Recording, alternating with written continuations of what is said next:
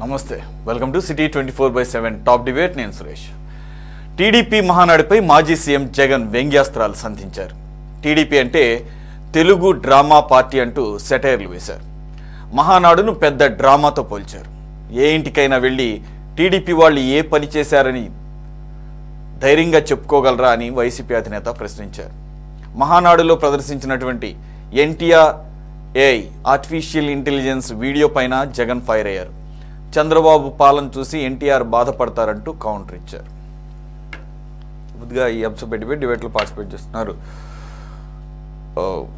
YCP నుంచి state youth సెక్రటరీగా ఉన్నటువంటి కారుమంచి రమేష్ గారు. నమస్తే సార్, వెల్కమ్. సిపిఎం నాయకులు సిఐటియు ట్రేడ్ యూనియన్ చూస్తున్నారు, అలాగే ఆయన ఎక్స్ఎమ్మెల్యే గఫూర్ గారు కూడా జాయిన్ అయ్యారు. మరి కాసేపట్లో ఎనలిస్ట్ అలాగే టీడీపీ ప్రతినిధి కూడా జాయిన్ అవుతారు. సార్, రమేష్ గారు, ఇది మహానాడు అనేది తెలుగుదేశం పార్టీ యొక్క వారి కార్యక్రమం. ప్రతి 2 సంవత్సరాలకు ఒకసారి అనమాట జరుపుకుంటారు. అది జరుపుకుంటున్న సందర్భంలో ఇప్పుడు అధికారంలో ఉన్నారు కాబట్టి ఇంకాస్త ఘనంగా జరుపుకుంటున్నారు. అది సహజంగా ఉండేది. కొన్ని నెలల క్రితమే జనసేన పార్టీ ఆవిర్భావ సభ కూడా చేసుకున్నారు ఘనంగా, 10 సంవత్సరాలు కూడా కంప్లీట్ అయిన నేపథ్యంలో. సో వారి యొక్క ఇంటర్నల్ మ్యాటర్స్ 2 రాజకీయపరమైనటువంటి వ్యవహారాలు, వ్యాఖ్యలు కూడా వస్తుంటాయి. ఇప్పుడు ఈరోజు జగన్మోహన్ రెడ్డి గారు చేసినటువంటి వ్యాఖ్యలు అంటే మహానాడు జరుగుతున్న సందర్భంలో టీడీపీ అంటే గతంలో మాట్లాడి ఉండొచ్చు, తెలుగు డ్రామా పార్టీ అనడం, మహానాడు ఒక పెద్ద డ్రామా అనడం ఎంతవరకు కరెక్ట్? అంటే ఇప్పుడు వైసీపీ కూడా వారి కార్యక్రమాలు చేసుకుంటుంటారు, ఆ కార్యక్రమాల్లోనే అధ్యక్షులుగా ఎన్నుకుంటుంటారు. ఇంకా మాట్లాడితే గౌరవాధ్యక్షులను తొలగించేసేసి జీవితకాలం అధ్యక్షులుగా కూడా ప్రకటించుకుంటారు. మళ్ళీ అది రూల్స్కి వ్యతిరేకం అని చెప్పేసి ఎలక్షన్ కమిషన్ ఎప్పుడైతే అక్షంతలు వేస్తుందో తూచి అదేం లేదని చెప్పేసి కూడా కరెక్షన్ చేసేసుకుంటుంటారు. మరి అవన్నీ కూడా ఇంటర్నల్లే. మరి ఆ కార్యక్రమాలని కూడా అంత పర్సనల్గా తీసుకొని విమర్శించాల్సిన అవసరం ఏముంది? రాజకీయపరమైన విమర్శలు చేయొచ్చు. మహానాడు ఏం సాధించారని చేసుకుంటున్నారు, లేదంటే ప్రజలకు ఏం చేశారని చెప్పేసి అయినా కూడా అది వాళ్ళ ఇంటర్నల్ కార్యక్రమం. అది ఎంతవరకు కరెక్ట్? తెలుగు డ్రామా పార్టీ అంటూ మహానాడు ఒక డ్రామా అనటం. మీకు ప్యానల్లో ఉన్న సభ్యులకు అలాగే సిటీ 24/7 ప్రేక్షకులందరికీ కూడా గుడ్ ఈవినింగ్ అండి. ఇప్పుడు ఒక ఇంటర్నల్ కార్యక్రమం అని చెప్పి మీరే చెప్తున్నారు. మనందరికీ కూడా తెలుసు తెలుగుదేశం పార్టీ యొక్క ఇంటర్నల్ కార్యక్రమం అది. వాళ్ళ ఎన్టీ రామారావు గారి పుట్టినరోజు సందర్భంగా 3 రోజుల పాటు తెలుగుదేశం పార్టీ పుట్టినప్పటి నుండి కూడా ఈ రోజు వరకు వాళ్ళు నిర్వహించుకుంటున్న కార్యక్రమం. ఆ కార్యక్రమాన్ని కార్యక్రమంగానే చేసుకోవాలి, రాజకీయ విమర్శల వరకే పరిమితం అవ్వాలి తప్ప వాళ్ళు స్టేజ్ ఎక్కి నిమిషానికి ఒకసారి జగన్మోహన్ రెడ్డి గారి గురించి, లేకపోతే జగన్మోహన్ రెడ్డి గారు తల్లిని చెల్లిని బయటికి పంపించేశారు, అలాంటి వ్యక్తి ఈ రాష్ట్రాన్ని పరిపాలించడానికి అర్హుడా, ముఖ్యమంత్రిగా 5 ఏళ్ళు విధ్వంసం చేశారు. ఇప్పుడు రాజకీయ విమర్శల వరకు ఎవరైనా సహేతుకం, కానీ రాజకీయ విమర్శలు కాకుండా మీరు చూడండి మహానాడులో అతను నర్సిరెడ్డి అనే ఒక అతను ఉంటాడు, పొట్టోడు భూమికి జాయినడు ఉండడు, ఆడు అక్కడ ముక్కోడు పోయాడు, ఇక్కడ తెక్కోడు పోయాడు అంట. మరి ఇలాంటి మాటలు మాట్లాడటం అనేది, అది కూడా ఒక ముఖ్యమంత్రి చంద్రబాబు నాయుడు గారు, మంత్రులు, ఎమ్మెల్యేలు వీళ్ళందరూ ఉన్న స్టేజ్ మీద అలాంటి నర్సిరెడ్డి అనే వ్యక్తి ఈ విధంగా మాట్లాడటం అనేది సమంజసమని అంటారా? అది ఇంటర్నల్ కార్యక్రమం అంటారా మీరు? మహానాడు పెట్టింది కేవలం ఎస్పెషల్లీ ఈ మహానాడు జగన్మోహన్ రెడ్డి గారి మీద విషం చెమ్మడం కోసం, వైఎస్ఆర్ కాంగ్రెస్ పార్టీ మీద బురద జల్లడం కోసం పెట్టిన కార్యక్రమంగా ఉన్నది తప్ప వేరే విధంగా ఏమీ లేదు. కాబట్టి ఆ మహానాడుని జగన్మోహన్ రెడ్డి గారు తెలుగు డ్రామా పార్టీ నిర్వహిస్తున్న మహానాడు. టీడీపీలో నర్సిరెడ్డి తెలంగాణకు సంబంధించినటువంటి టీడీపీ నాయకుడు, అతను ఎప్పుడు మాట్లాడినా ఆయన స్టేజ్ ఎక్కక ముందే నవ్వులు పూయిస్తూ ఉంటాడు. అంటే ద వే హీ టాక్స్, ఒక ఫ్లోలో వెళ్తుంటాడు. సరే, ఆయన అన్నాడనో లేకపోతే మీరు కూడా అంతే ఘాటుగా స్పందించారు, మీ ఇష్టం అది. అంటే మీ పార్టీ ఒక్క నిమిషం, ఆయన సాధారణ కార్యకర్త మొన్నటి వరకు ఒక చిన్నపాటి నాయకుడు ఉండొచ్చు. ఇప్పుడైతే తెలుగుదేశం పార్టీ ఇప్పుడు టీటీడీ, అవునవును వస్తున్నాను సార్, నాకు తెలుసు టీటీడీ బోర్డు మెంబర్ కూడా అయ్యాడు. కానీ ఏకంగా మంత్రుల స్థాయిలోనే దిగజారిపోయి ఆ బూతులు ఏం గుర్తు దాంతో పోల్చుకుంటే పెద్ద విషయం కాదు. మీరు చెప్తున్నారు మీరు మాట్లాడితే ఎంతసేపు కూడా మీరనే కాదు టీవీ ఛానల్స్ వాళ్ళందరూ కూడా మాట్లాడితే ఎంతసేపు కూడా మంత్రులు మాట్లాడిన దానికన్నా పోల్చుకో అంటే నేను ఒక పెద్ద తప్పు చేశాను, నువ్వు ఇంకో చిన్న తప్పు చేసేస్తే కరెక్టే అంటారా? అంటే ఈ పెద్ద తప్పుతో పెద్ద గీత వస్తుంది. మీరు ఎప్పుడైతే అది కరెక్ట్ కాదు సురేష్ గారు. ఎంతసేపు కూడా సమర్థించే విధానంలో మాట్లాడటం అనేది కరెక్ట్ కాదు. నేను సమర్థించడం కాదు. మీరు అధికారంలో ఉన్నప్పుడు మీరు పక్కన పెట్టండి, ముఖ్యమంత్రి స్థాయిలో ఉండి ముసుముసు నవ్వులు నవ్వుకుంటూ చేతులు నలుపుకుంటూ ఉన్న వ్యక్తి జగన్మోహన్ రెడ్డి గారిని మేము చూసాం కళ్ళారా. మీరు చూశారు సున్నితంగా కూడా ఏంటి ఆయన వారించినటువంటి కార్యక్రమాలు చూసాం. ఆ బూతులు కూడా మనం రోజు సమాజంలో తిరుగుతున్న మనమే ఆశ్చర్యపోయే రీతిలో బూతులు తిట్టినటువంటి కార్యక్రమాలు చూస్తే ఈ రోజు నర్సిరెడ్డి మాట్లాడింది మీకు తప్పుగా అనిపించడంలో అది మీ ఇష్టం, మీ విజ్ఞతకి వదిలేస్తున్నాను. కానీ నర్సిరెడ్డి మాట్లాడిందనే కాదు చెప్తున్నానండి, అలాంటి చాలా ఇన్సిడెంట్స్ ఉన్నాయి. ఇప్పుడు గతంలో చంద్రకాయల అయ్యన్న పాత్రుడు గారు మాట్లాడలేదా బూతులు? మీరు ఎంతసేపు మంత్రులు మాట్లాడిన బూతులు అంటున్నారు. చంద్రకాయల అయ్యన్న పాత్రుడు గారు బూతులు మాట్లాడలేదా? చెప్పండి మీరు. కావలి గ్రేష్మ గారు ఈ రోజు ఎమ్మెల్సీ ఇచ్చారు, ఆవిడ బూతులు మాట్లాడలేదా? రండి నా కొడగలారని చెప్పి ఆవిడ అనలేదా?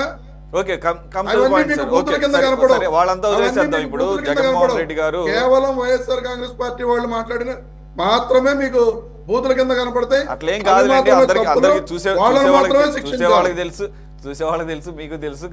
Please carry on.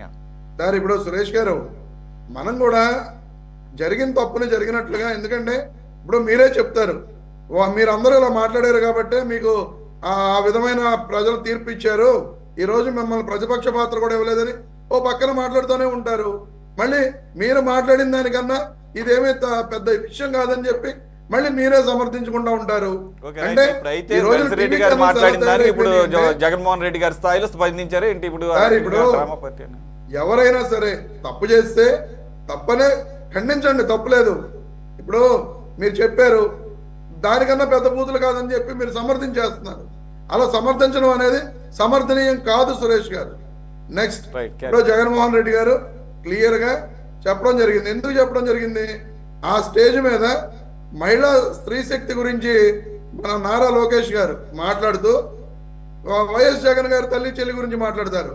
ఈ రోజున చంద్రబాబు నాయుడు గారికి 2 చెల్లెళ్ళు ఉన్నారనే సంగతి మీకు తెలుసా సురేష్ గారు? ఆ చెల్లెళ్లతోటి ఎప్పుడైనా చంద్రబాబు నాయుడు గారు దిగిన ఫోటోలను కానీ చంద్రబాబు నాయుడు గారు కలిసి ఉన్న ఫోటోలను కానీ మీరు ఎప్పుడైనా చూడటం జరిగిందా సురేష్ గారు? జూనియర్ ఎన్టీఆర్ మామగారు. ఇప్పుడు సార్ మీకు నాకు ఏదో కొడాలి నాని గారు చెప్తే వాళ్ళ నాన్నగారి పేరు ఖర్జున్ నాయుడు అని తెలిసింది తప్ప మీకు తెలియదు, నాకు తెలిసే అవకాశం లేదు. మేబీ మీకు తెలిస్తే తెలుసుండే. ఒక్క నిమిషం సార్, ఇప్పుడు లోకేష్ గారు యొక్క ఆ జనరేషన్ సంబంధించిన వాళ్ళు తెలుస్తారు తప్ప చంద్రబాబు నాయుడు గారు చెల్లెళ్ళు ఎవరు, తమ్ము అంటే ఇప్పుడు ఆయనంతా సీనియర్ కదా. అలాగే వైఎస్ రాజశేఖర రెడ్డి గారి యొక్క తమ్ముళ్ళు ఎవరు అంటే ఏదో రాజకీయాల్లో మన కళ్ళ ముందు కనపడే వాళ్ళు ఉంటారు తప్ప ఎక్కడెక్కడో రాజకీయాలకు దూరంగా ఉన్న వాళ్ళు ఫ్యామిలీ మెంబర్స్ అందరినీ మీరు నేను తెలుసుకోవాల్సిన అవసరం ఏముంటుంది సార్? చంద్రబాబు నాయుడు గారు 43 ఏళ్ల రాజకీయ జీవిత చరిత్ర, తెలుగుదేశం పార్టీది 43 ఏళ్ల రాజకీయ. సార్ ఒక్క నిమిషం విజయమ్మ గారు కూడా వైఎస్ఆర్ గారు చనిపోయేంత వరకు విజయమ్మ గారు కూడా ఎవరికి తెలియదు. మహా అయితే కొంతమంది క్లోజ్ ఉన్న వాళ్ళకు, లేకపోతే ఆ పార్టీ వాళ్ళు. ఇప్పుడు ఆవిడేమి రాజకీయాల్లో లేదు. రాజకీయాల్లోకి వచ్చిన తర్వాతే పార్టీలకు అతీతంగా అందరికీ తెలుస్తారు. అలాగే షర్మిల గారు కూడా అంతే.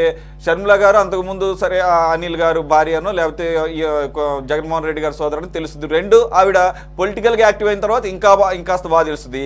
దానికి మరి చంద్రబాబు నాయుడు గారి సోదరులకి పోలికంటే తెలియదు sir. Okay, carry on. Suresh గారు, అది కాదు ఇక్కడ పాయింట్. ఇప్పుడు చంద్రబాబు నాయుడు గారి సోదరి మండలకి దీనికి పోలిక ఎందుకో చెప్తున్నాను. స్త్రీ శక్తి గురించి మాట్లాడుతూ నారా లోకేష్ గారు స్త్రీ శక్తి గురించి వాళ్ళు చేసే కార్యక్రమాల గురించి చెప్పమనండి. లేదు జగన్మోహన్ రెడ్డి గారి పరిపాలనలో స్త్రీలకు అన్యాయం జరుగుంటే లేకపోతే స్త్రీలకి ఏదైనా ఇబ్బంది జరుగుంటే అవి చెప్పమనండి, పొలిటికల్ గా విమర్శలు చేయమనండి. అంతేగాని తల్లిని చెల్లిని ఆస్తులు పంచనోడు, తల్లిని చెల్లిని చూడనివాడు ఇలాంటి వ్యక్తి అని చెప్పి మాట్లాడటం అనేది సమంజసం కాదు. ఎందుకంటే జూనియర్ ఎన్టీఆర్ గారు మాంగారు నారాయణ శ్రీను, మీకు ఆ వీడియో కూడా పెట్టాను, మీరు చూడండి, లేదా నన్ను ప్లే చేయమంటే నేను ప్లే చేస్తాను. నారాయణ శ్రీనివాసరావు గారు స్వయంగా చెప్పడం జరిగింది, చంద్రబాబు నాయుడు గారి సొంత చెల్లికి యాక్సిడెంట్ జరిగితే ఆయన కనీసం చూడటానికి కూడా రాలేదు, చెల్లెల్ని పట్టించుకోని వ్యక్తి చంద్రబాబు నాయుడు గారు అని చెప్పి స్వయంగా జూనియర్ ఎన్టీఆర్ మాంగారు నారాయణ శ్రీనివాసరావు గారు చెప్పడం జరిగింది. అలాగే సొంత తమ్ముడి విషయంలో కూడా నారా చంద్రబాబు నాయుడు గారు రామ్మూర్తి నాయుడు గారిని ఏ విధంగా ఇబ్బందులు పెట్టారు.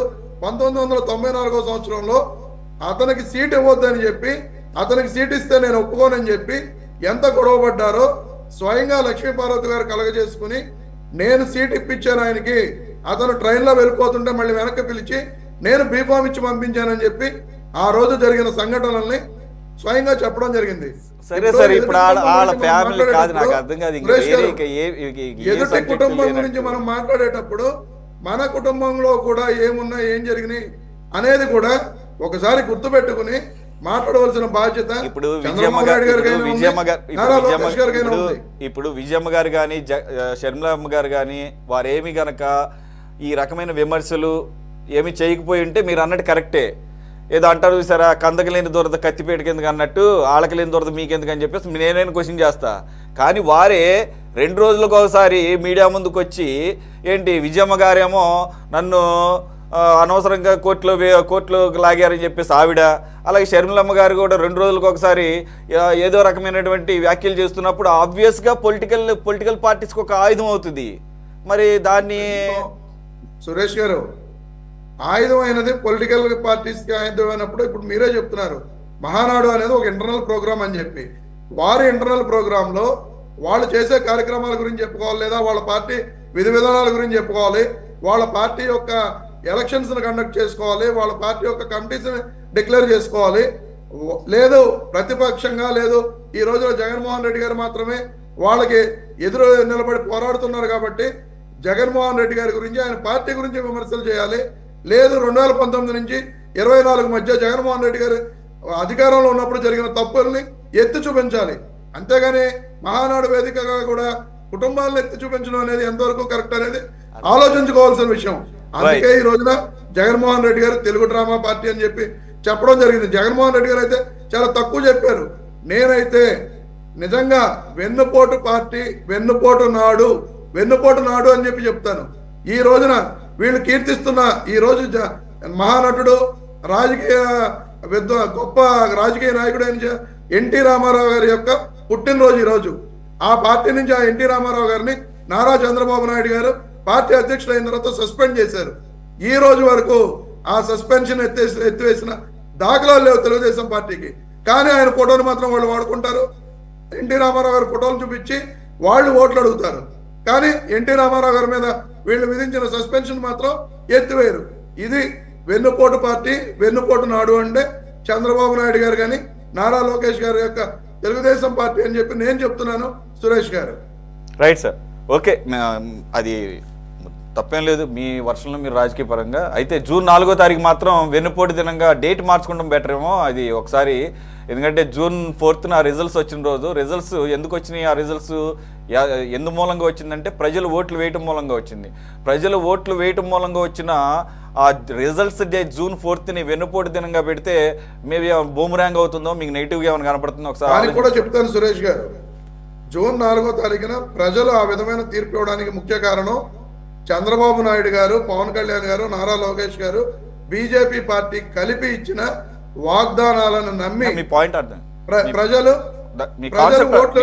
కాన్సెప్ట్ అర్థమైంది, మీ కాన్సెప్ట్ కరెక్ట్. ఈ రోజున వాళ్ళ ఆ హామీలను నెరవేర్చలేదు కాబట్టి ప్రజలకు వెన్నుపోటు పొడిచారు కాబట్టి అదే రోజున వెన్నుపోటు దినంగా మేము నిర్వహించడం జరుగుతుందండి. నేను అర్థం చేసుకోగలను సార్, నేను అర్థం చేసుకోగలను. కానీ ప్రజలు కూడా అర్థం చేసుకున్నారండి, ప్రజలు కూడా అర్థం చేసుకున్నారు. ఇప్పుడు కాదు ఇప్పుడు మీరు అందులో వెన్నుపోటు అన్న పదం ఎత్తారు కాబట్టి అందులో దగ్గరే ఉంది డేట్ అని చెప్పేసి, అంటే ఆ డేట్ కాకుండా ఇంకా క్లారిటీ ఇస్తున్నాను. ఇప్పుడు క్లారిటీ ఇస్తున్నాను సురేష్ గారు. కాదు రమేష్ గారు, నేనేమన్నానంటే చంద్రబాబు నాయుడు గారు ప్రమాణ స్వీకారం చేసిన రోజు ఉంది, ఇంకా అట్లాంటి రోజు ఏమన్నా తీసుకుంటే ఇంకా బాగుంటుంది అని ఒక చిన్న సలహా. అయితే ఆల్రెడీ డిక్లేర్ చేశారు కాబట్టి మీరు కూడా దాన్ని మార్చలేదు. ప్రజలకు వెన్నుపోటు పొడిచిన రోజు కాదు సార్. June 4 ప్రజలు ఎంతో నమ్మకంతో ఓట్లు వేస్తే అదే ప్రజలకు సంవత్సరం పాటు ఒక్క రూపాయి కూడా మూలనున్న ముసలమ్మ బటన్ నొక్కుద్ది అని చెప్పారు చంద్రబాబు నాయుడు గారు. ఈ రోజు ఆ బటన్ నొక్కడానికి ఆయన ఆంక్షోపాలు పడుతున్నారు. బటన్ నొక్కలేక ఏం చేయాలో అర్థం కాక ఖజానా ఖాళీగా ఉంది, నన్ను చూస్తే భయం వేస్తుంది నాకు అని చెప్పి రకరకాలుగా ఆయన మాట్లాడుతున్నారు. సో అదే రోజుని జగన్మోహన్ రెడ్డి గారు వెన్నుపోటు దినంగా ప్రకటించారు. ఖచ్చితంగా ప్రజలకు వెన్నుపోటు పొడిచిన దినం కాబట్టి ఆ రోజున మేము వెన్నుపోటు దినంగా నిర్వహిస్తున్నామండి. Right sir, it's your own wish and decision. Gafoor గారు, ఐ మీన్ మనం బయట నుంచి అబ్జర్వ్ చేస్తున్నప్పుడు మీకేమనిపించింది? ఇప్పుడు ఇది మహానాడు వాళ్ళ కార్యక్రమం రెగ్యులర్గా చూసేదే, ఇదేం కొత్తగా చేస్తున్నదేం కాదు. ఉంటాయి రాజకీయ విమర్శలు కూడా ఉంటాయి, ఆబ్వియస్గా ఉంటాయి. సో వీరు కూడా చేయొచ్చు, వైసీపీ వాళ్ళు కూడా చేయొచ్చు. ఇప్పుడు ఆయన అన్నట్టు రమేష్ గారు అన్నట్టు ఇది యాక్చువల్గా వెన్నుపోటు మహానాడుగా నేనైతే చెప్తానంట. యా ఓకే, కానీ ఏకంగా డ్రామా పార్టీలు అంటాం, మహానాడే పెద్ద డ్రామా అనటం.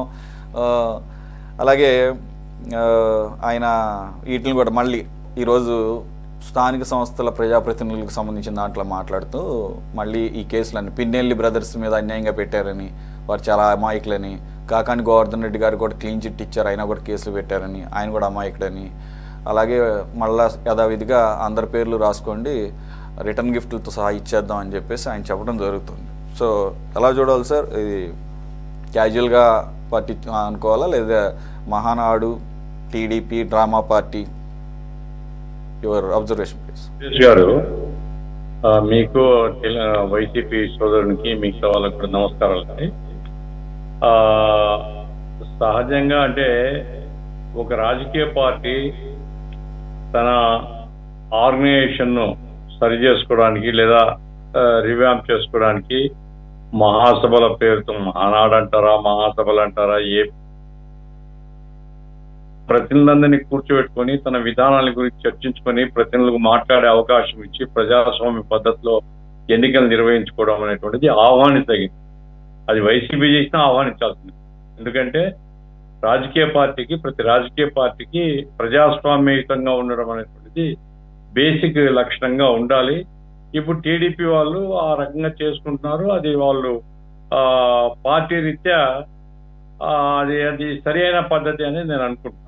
సరే, డ్రామా పేరు చెప్తామా ఇంకోటం, ఎందుకంటే ఇప్పుడు విమర్శించడానికి ఏం లేనప్పుడు ఇట్లాంటి పాయింట్స్ వస్తాయి. విమర్శించడానికి ఏదంటే ఇదిగోన్నాయి మీ మహాసభలో ఇంత ఖర్చు పెట్టినారు, లేకపోతే మీ మహాసభలో ఏమున్నాయి అదే పదే చెప్తున్నారు, మీరు చేసింది ఏమి, ఇట్లాంటి ప్రశ్నలు వేయచ్చు, తప్పేం లేదు దాంట్లో. ఎట్లయితే వాళ్ళు తమ గొప్పల గురించి చెప్పుకుంటారో అట్లాగే వాళ్ళ బలహీనతల గురించి, వాళ్ళ ప్రభుత్వ వైఫల్యాల గురించి ప్రజాస్వామ్య పద్ధతిలో ఏ పార్టీ అయినా విమర్శించడం తప్పేం కాదు. అయితే వ్యంగ్యాస్త్రాలు సంధించకూడదని మీరు అంటున్నారు. ఏం లేనప్పుడు వ్యంగ్యమే ఉంటది, నిర్మాణాత్మకంగా లేనప్పుడు వ్యంగ్యాలు మిగులుతాయి. అందుకోసం వ్యంగ్యంగా మాట్లాడితే వచ్చే రెస్పాన్స్ ఏమిటి, నిర్మాణాత్మకంగా మాట్లాడితే వచ్చే రెస్పాన్స్ ఏమిటి అనేది వాళ్ళు అసెస్ చేసుకోవాలా. నా పాయింట్ ఏంటంటే, ఒకటి, పరస్పరం నువ్వు బూతులు ఇట్లేదా అని బూతులమయంగా మార్చిన 5 సంవత్సరాలు, ఇప్పుడు 6వ సంవత్సరం నడుస్తుంది.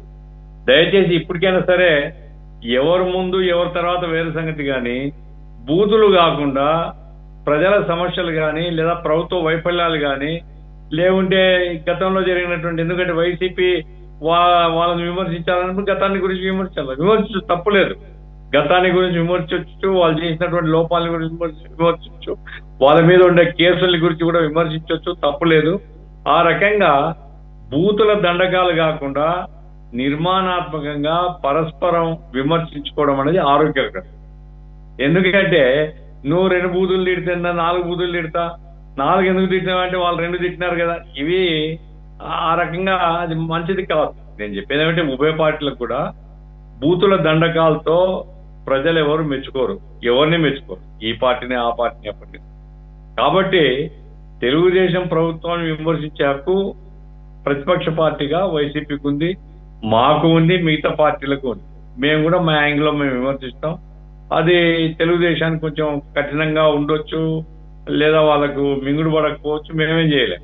అయితే అందులో ఈ బూతులు కానీ వ్యక్తిగతంగా కించపరచుకోవడం కానీ ఉండకూడదు, నిర్మాణాత్మకంగా ఉండాలా. ప్రజా సమస్యలే ప్రాతిపదికగా ఉంటే అది ప్రజాస్వామ్యాన్ని మరింత పరిపుష్టి చేయడానికి ఉపయోగపడుతుంది. ఇకపోతే ఎందుకంటే తెలుగుదేశం ఈ మొత్తం మహానాడులో జరుగుతున్న నేను కూడా చూస్తున్నా, అయితే మొత్తం చూడడం లేదు కానీ అప్పుడప్పుడు చూస్తున్నా ఏం జరుగుతుంది అనేది.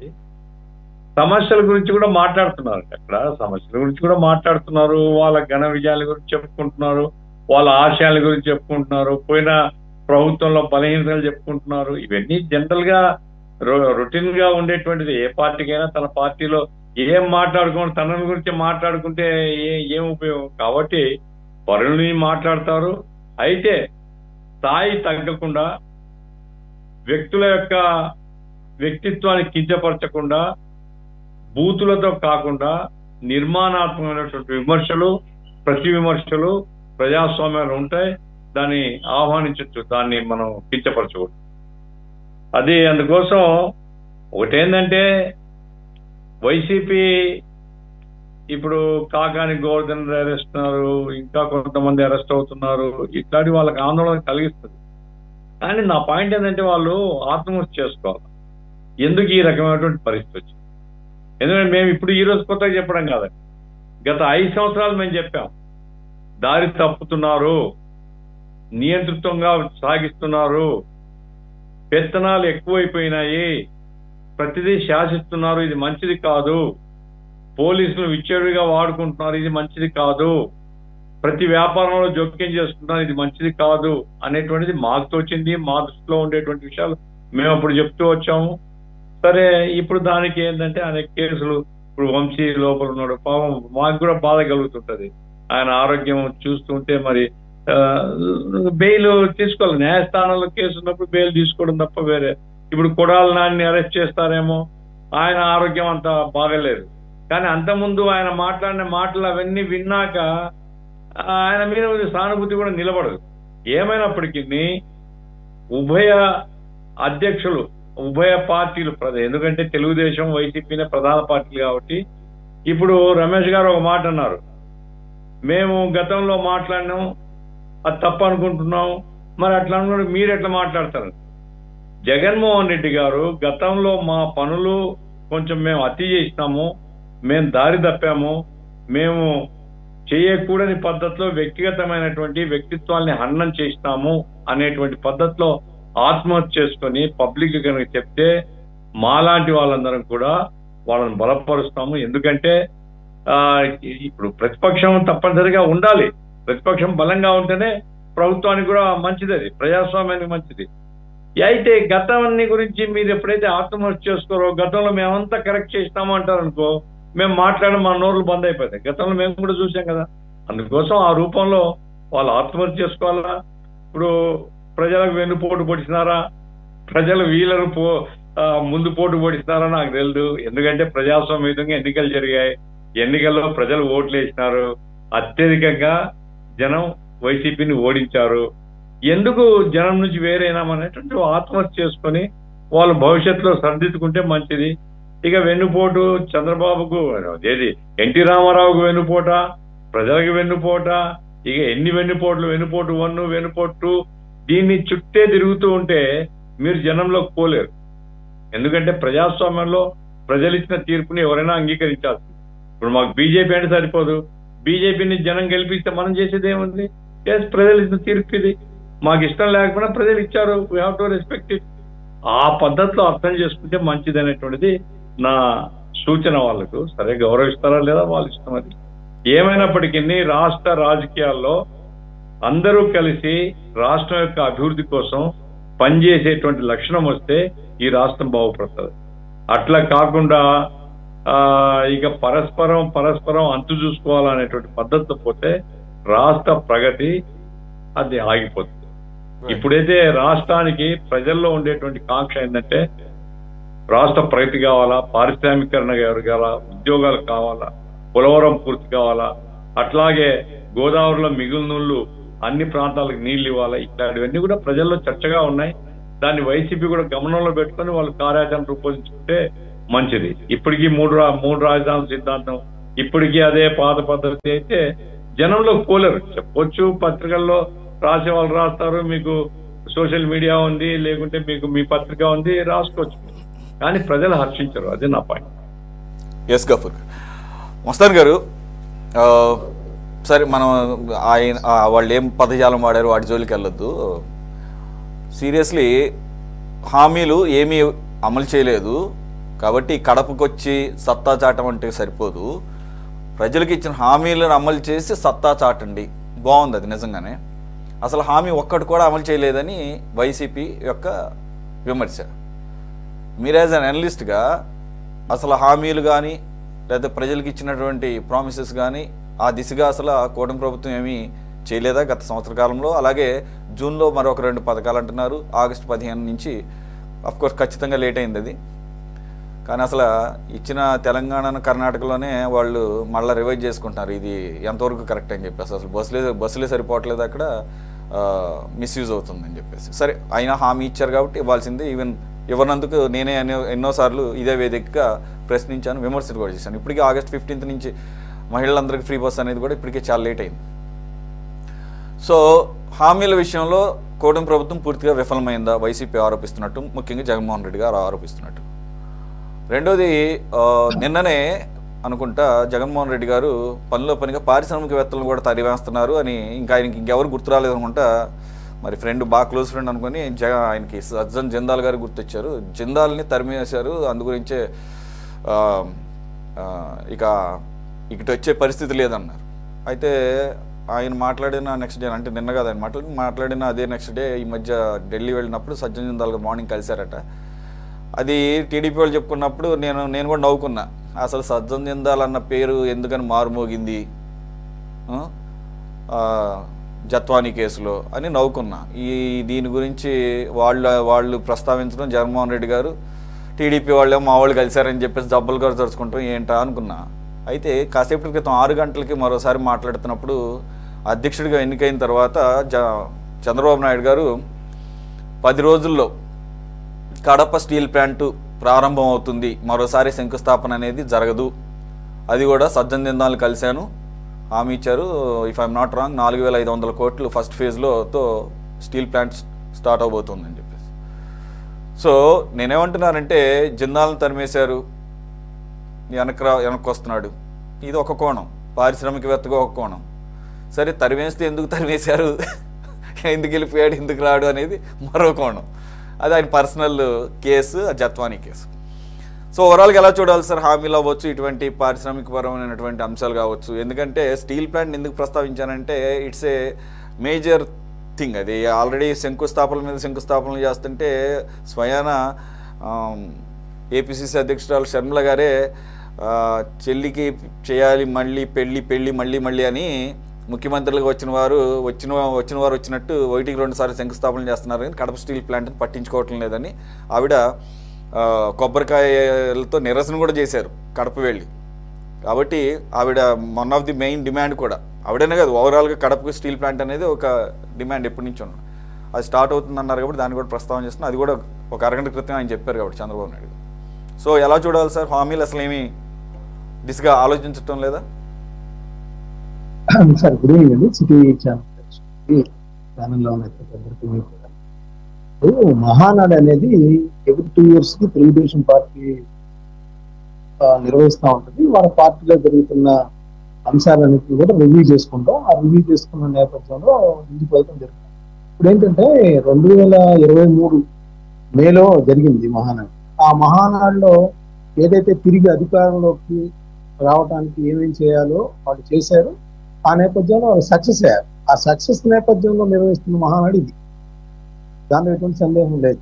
ఎందుకంటే 2 సంవత్సరాలకు ఒకసారి పార్టీ ఎప్పుడు అంతర్ధానం అయిపోతుంది, పార్టీ తెలుగుదేశం పార్టీ పూర్తిగా కనుమరుగైపోతుంది, మూసేస్తున్నారు అనే జగన్మోహన్ రెడ్డి గారు లాంటి వ్యక్తి విమర్శలు చేసినప్పుడు దాన్ని ధీటుగా ఎదుర్కొ తిరిగి అధికారంలోకి వచ్చి వాళ్ళ ఆ విజయం నేపథ్యంలో జరుగుతున్న మహానాడు. దానిలో అది జగన్మోహన్ రెడ్డి గారు అలా చేసుకోవాలి. ఎందుకంటే వాళ్ళ వ్యూహాలు ఏమైనా కానీ బలం కానివ్వండి, ఇంకేదైనా కానివ్వండి, పొత్తులు కానివ్వండి, తిరిగి అధికారంలోకి తెలుగుదేశం పార్టీని, ఎందుకంటే 23 స్థానాలు, దానిలో మన జగన్మోహన్ రెడ్డి గారు ఇందాక నేను విన్నాను మొత్తం విలువలు విశ్వసనీయత అంటారు. వల్లభనేని వంశీ గారు ఏ పార్టీ మీద గెలిచారండి? ఏ పార్టీలో మాట్లాడారు ఆయన? ఏ పార్టీ టికెట్ తర్వాత ఎన్నికలు తీసుకున్నారు? అది విలువలు విశ్వసనీయత. అదే ఇప్పుడు గొప్పగా చెప్తుంది ఏంటంటే వాళ్ళు రియలైజేషన్ రావాలి. విలువలు విశ్వసనీయత మనం పాటించామా లేదా? చంద్రబాబు నాయుడు గారు పాటించలేదు. అప్పుడు 23 మందిని, అప్పుడు వాళ్ళు 40 మంది పైగా మాత్రమే ఉంచి 23 మందిని తీసుకున్నారు. అది కూడా కరెక్ట్ జనాలు తిరస్కరించారు. ఈ రోజు వల్లభనేని వంశీ గారిని, కరణం బలరాం గారిని, మద్దాలి గిరి గారిని విలువలు విశ్వసనీయతతో తీసుకుంటే అది కూడా తిరస్కరించారు ప్రజలు. అంటే ప్రజలు ఎప్పుడూ కూడా గమనిస్తూ ఉంటారు. అది గుర్తుంచుకోవాలి. విలువలు విశ్వసనీయత అంటే మున్సిపాలిటీల్లో మనం ఎట్లా ఏకగ్రీవాలు చేసుకున్నాం, ఎలా వాళ్ళు ఇప్పుడు ఇవాళ స్థానిక సంస్థల సంబంధించిన రివ్యూ చేసుకుంటూ ఆయన చాలా విలువలు విశ్వసనీయతతో మనము ఎన్నికలు నిర్వహించామని చెబుతున్నారు. అది నిర్వహిస్తే మళ్ళీ ఈ రోజు ఈ పరిస్థితి ఎందుకు వచ్చింది? ఎందుకంటే జగన్మోహన్ రెడ్డి గారు చెప్పేది ఏంటంటే డెమోక్రటిక్ వేలో ఎన్నికలు జరిపాము, ప్రజాస్వామ్య పరిరక్షణ అంటే ఎలా ఉంటుందో నేను చూపించాను అని చెప్తున్నారు ఇందాక. మరి అవన్నీ చేశారు. ఇంటింటికి వెళ్ళారు, 1,50,000 2 లక్షలు ఇచ్చారు, 2,73,000 కోట్ల ఇచ్చారు. మనం ఎందుకు గెలవలేకపోయాం అనేది కూడా ఇందాక వివరిస్తే బాగుండేది. ఆయన ఇంకోటి కూడా చెప్పారు, వైఎస్ఆర్సీపీ కార్యకర్త కాలు ఎగరేసుకొని ప్రతి ఇంటికి వెళ్ళగలిగే పరిస్థితి ఈ రోజు కూడా ఉంది, తెలుగుదేశం వాళ్ళకి లేదు అన్నారు. ఎందుకంటే వాళ్ళు ఇచ్చిన హామీలు అమలు చేయలేదు అనేది ఆయన ఉద్దేశం. నేను అనేది ఏంటంటే ఏ రాజకీయ పార్టీ అయినా కూడా వచ్చిన అధికారంలోకి వచ్చిన 2వ రోజే హామీలన్నీ అమలు చేస్తానని నేనైతే అనుకోవట్లేదు. మనం గతంలో చూసాం, చంద్రబాబు నాయుడు గారు కూడా గతంలో రైతులకి చెప్పిన రుణమాఫీ ఇచ్చారు, అది చేయకపోతే ఏం జరిగింది చూసాం. అయితే నేననేది ఏంటంటే వాళ్ళు మొదటే చెప్పారు రాష్ట్రం అప్పులు పాలైన పరిస్థితుల్లో, జీతాలు ఇవ్వలేని పరిస్థితిలో ఉన్నారు కాబట్టి మేము ఒక్కొక్కటి హామీలు అమలు చేస్తామని చెప్తున్నారు. ఖచ్చితంగా చేయకపోతే ప్రజలు దానికి సిద్ధంగానే ఉంటారు. స్థానిక సంస్థలు ఎన్నికలు రాబోతాం. నేననేది ఏంటంటే ఇప్పుడు చంద్రబాబు నాయుడు గారిని అడుగుతా ఉన్నారు, ఆయన 4,000 రూపాయలు పెన్షన్ ఇచ్చారు, లేదంటే సిలిండర్లకు సంబంధించి కూడా కాంక్రీట్ గా కన్స్ట్రక్టివ్ వేలో అమలు చేస్తున్నారు. 3 ప్రధానమైన హామీలు ఏంటంటే రైతు భరోసా కానీ, తల్లికి వందనం కానీ, లేదంటే మహిళలకు సంబంధించి ఫ్రీ బస్ కానీ, ఇవి ప్రధానమైన ఇచ్చిన వాటిలో ఉన్నాయి. అదేవిధంగా మహిళలకు సంబంధించి ప్రతి నెల ఇంత ఇస్తామని చెప్పేది కూడా ఒకటి హామీ. సో ఈ హామీలు అనేవి ఎప్పుడు అమలు చేస్తారనేది జగన్మోహన్ రెడ్డి గారు అడగటంలో తప్పులేదు. అయితే ఇప్పుడు జగన్మోహన్ రెడ్డి గారు గుర్తుంచుకోవాల్సింది ఏంటంటే మద్య నిషేధం అమలు చేసి ఓట్లు అడుగుతా ఉన్నారు. అడిగారా? ఎందుకు అడగలేకపోయారో ప్రజలకు చెప్పారా? చెప్పలేదు కదా. సిపిఎస్ రద్దు చేస్తామన్నారు, రద్దు చేయలేదు. ఎందుకు చేయలేదు? 5 ఏళ్ల కాలంలో చెప్తారా ఆయన? చెప్పలేరు కొన్ని. ఎందుకంటే అవి ఆర్థిక పరిస్థితి సహకరించు. దానికి వాళ్ళ పార్టీ నాయకులు చెప్పారు. సిపిఎస్ మీద జగన్మోహన్ రెడ్డి గారు ఏదో మాట్లాడారు కానీ అది ఇంప్లిమెంట్ చేయడం చాలా కష్టం అని చెప్పేసి. సో రాజకీయ పార్టీలు ఏంటంటే వాగ్దానాలు చేసేటప్పుడు చూపే శ్రద్ధ, అది వైఎస్ఆర్సీపీ కావచ్చు, తెలుగుదేశం కావచ్చు, కాంగ్రెస్ పార్టీ కావచ్చు, బీఆర్ఎస్ కావచ్చు. ఎందుకంటే మనం పక్కన కూడా చూసాం, అక్కడ డబుల్ బెడ్రూమ్ ఇస్తామని ఆయన అట్టహాసంగా ప్రకటించారు. ఆయన 2 సార్లు అధికారంలోకి వచ్చినా కూడా ఆయన కట్టకపోయాడు. సో ఇప్పుడు రేవంత్ రెడ్డి గారు కూడా అంతే, కొన్ని హామీలు చూస్తా ఉన్నాం. అక్కడ 2 లక్షల రూపాయలు రైతులు రుణమాఫీ అన్నారు, చేయలేకపోతున్నారు. సో నేననేది ఏంటంటే వాళ్ళు ఇచ్చిన ఒక సంవత్సరంలోనే అన్ని ప్రస్తుతం ఉన్న రాష్ట్ర ఆర్థిక పరిస్థితి నేపథ్యంలో అవన్నీ కూడా ఒకటొకటిగా అమలు చేస్తారు. చేయకపోతే ఖచ్చితంగా ప్రజలకు ఆ చేతుల్లో ఆయుధం ఉంటుంది. రెండోది ఏంటంటే చంద్రబాబు నాయుడు గారు ఏదైతే కడపలో స్టీల్ ప్లాంట్కి సంబంధించిన ప్రకటన చేశారో, అంటే అదే సబ్జం జిందాల్ మీద ఒక కేసు ఉంటే ఆ కేసులో 3 ఐపీఎస్ అధికారులు సస్పెండ్ అయ్యి, కొంతమంది కింది స్థాయి అధికారులు సస్పెండ్ అయిన నేపథ్యంలో అదే డెవలప్మెంట్ అన్నట్టుగా అదే పారిశ్రామికవేత్త మళ్ళీ 10 రోజుల్లో కనుక ఇక్కడ చేస్తే మంచిదే అని చెప్పేసి అంటే అక్కడ కక్ష సాధింపు కానీ, లేకపోతే జగన్మోహన్ రెడ్డి గారి సన్నిహితంగా ఉన్నారనేది కానీ చూడలేదు. పారిశ్రామికవేత్తలు రమ్మన్నారు, ఖచ్చితంగా అది ఇన్వైట్ చేయాలి. నిజానికి జగన్మోహన్ రెడ్డి గారికి తెలుసుంటే అది కూడా ప్రకటన చేసేవాళ్ళం. ఎందుకంటే అప్పుడు ఆయన కూడా రియలైజేషన్ అయ్యి, ఓహో చంద్రబాబు నాయుడు గారు ఒక మంచి నిర్ణయం ప్రకటించారు కడపలో. ఎందుకంటే ఆయన ఏమంటారంటే హామీలు అమలు చేయటమే హీరోయిజం, నన్ను తిట్టడం హీరోయిజం కాదు అని చెప్పారు ఇందాక. అదేవిధంగా చంద్రబాబు నాయుడు గారు రైట్ రాయల్ గా చెప్పిందని కూడా ఇన్వైట్ చేయాలి. మనం అందరం కానీ, లేకపోతే జగన్మోహన్ రెడ్డి గారు కానీ, ఏ పార్టీలు ఉన్నా కూడా కక్ష సాధింపు లేకుండా వస్తున్నాయి.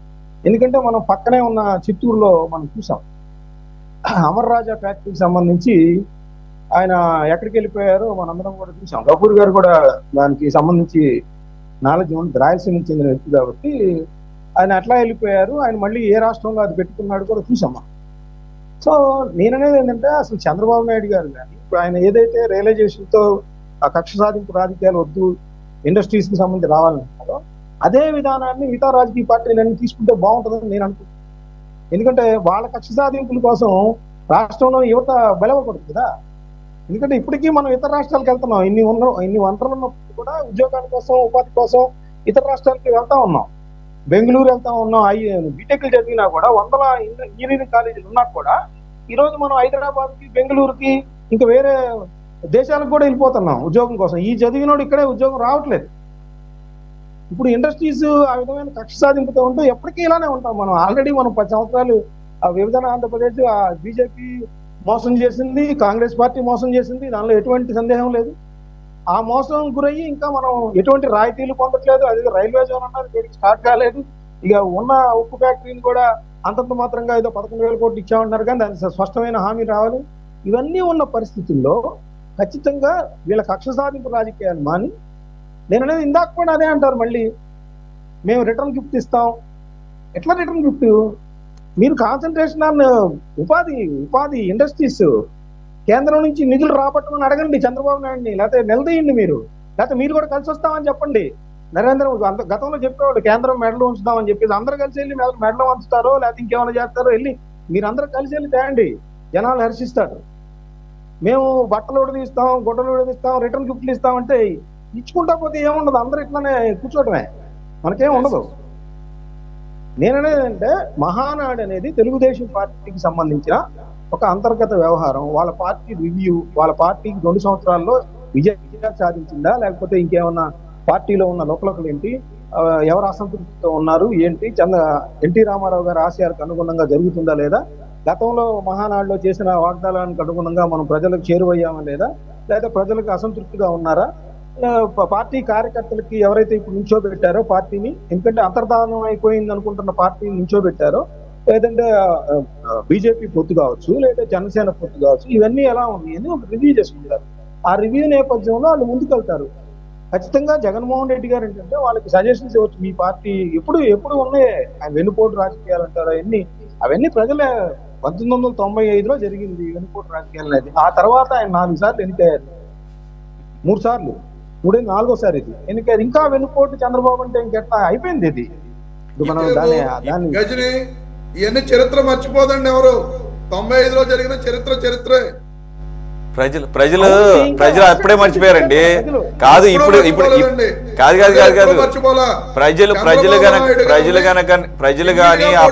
ప్రజలు గాని తెలంగాణ పార్టీ తెలుగుదేశం పార్టీలు కానీ యాక్సెప్ట్ చేయకపోయి ఉంటే ఇమ్మీడియట్ గా జరిగిన ఎలక్షన్స్ లోనే చంద్రబాబు నాయుడు గారు గెలిచేవాడు కాదు. అది అయినా ఇంకొకటి నాకు అర్థం కాదు అసలు కామన్ సెన్స్ అండి. కామన్ సెన్స్ వాళ్ళ పార్టీకి సంబంధించిన ఒక షఫుల్, అది వాళ్ళ పార్టీకి సంబంధించినటువంటి ఒక నాయుడు గారు గెలిచిందే వీళ్ళ మీద.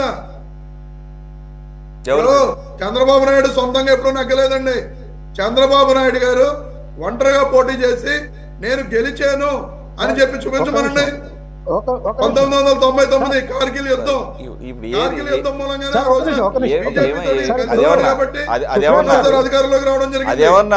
అదేమన్నా అప్రజాస్వామికమా లేకపోతే ఎలక్షన్ కోడ్ ఏమన్నా ఎలక్షన్ కమిషన్ నువ్వు చెప్పిందా? ప్రజాస్వామికం అవి పక్కన, అవి తర్వాత విషయాలండి.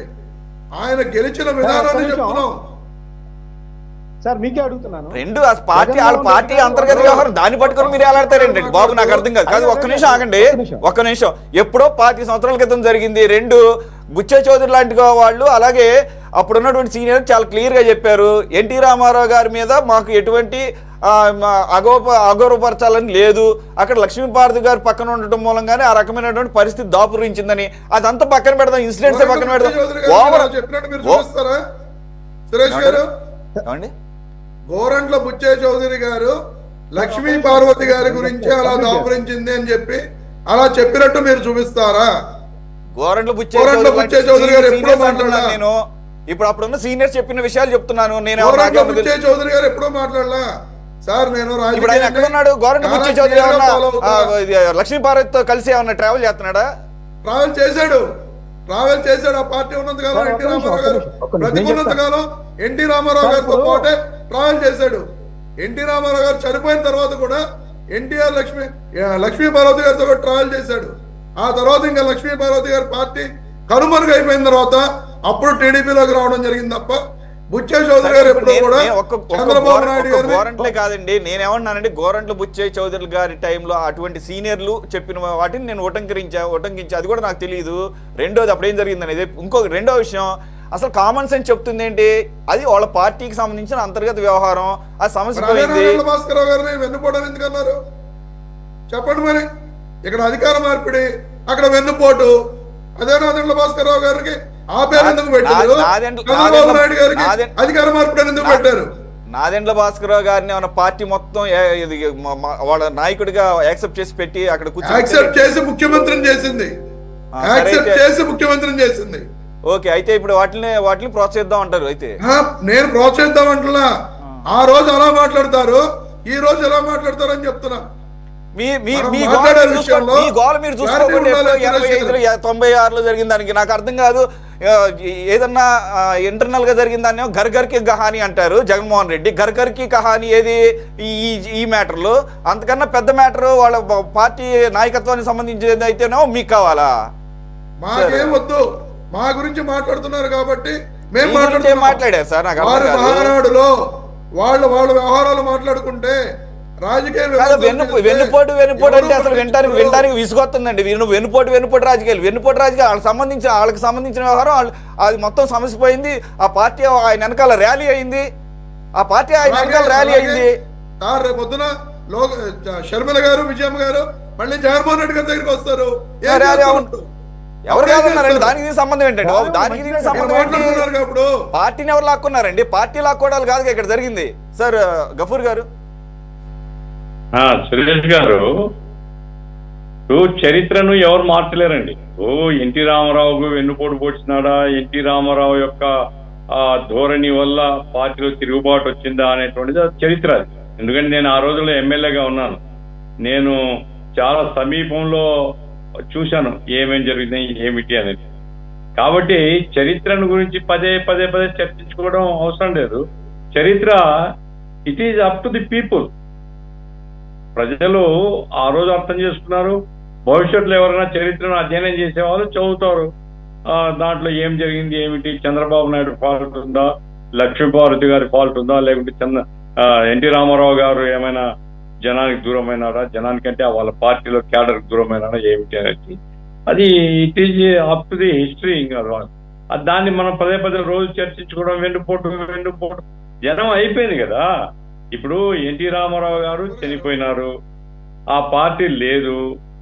లక్ష్మీపార్వతి గారు వైసీపీలో ఉన్నారు. లక్ష్మీపార్వతి గారికి ఇంతకు ముందు ఉన్నటువంటి ఆ ఆదరణ కూడా ఇప్పుడు లేదు. ఇంకెవరు ప్రత్యామ్నాయంగా తెలుగుదేశం మాది అని చెప్పుకునే వాళ్ళు ఇంకెవరు మిగల్లా. తెలుగుదేశం అంతా ఒకే సైడ్ ఉంది. కాబట్టి అది హిస్టరీ. దాన్ని చర్చించుకోవడం పదే మాట్లాడుకోవడం వల్ల ఈ రోజు వర్తమానాన్ని విడిచిపెట్టి గతాన్ని తవ్వుకోవడం వల్ల పెద్దగా ఉపయోగం. అందుకోసం వర్తమాన రాజకీయాల మీద ప్రజలు ఆలోచిస్తారు తప్ప 95లో ఏం జరిగింది, అప్పుడు ఎన్టీ రామారావుకు ద్రోహం జరిగిందా లేదా అనేటువంటిది ఆలోచించి ఇప్పుడు నిర్ణయం తీసుకోరండి. అది అయిపోయింది.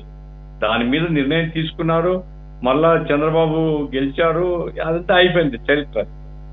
రెండోది ఏమిటంటే వైసీపీ ఇప్పుడు మీరు ఏ దాన్ని సమర్థించుకోదలుచుకున్నారు అంటే మీ పార్టీని విమర్శించనే కూడదా?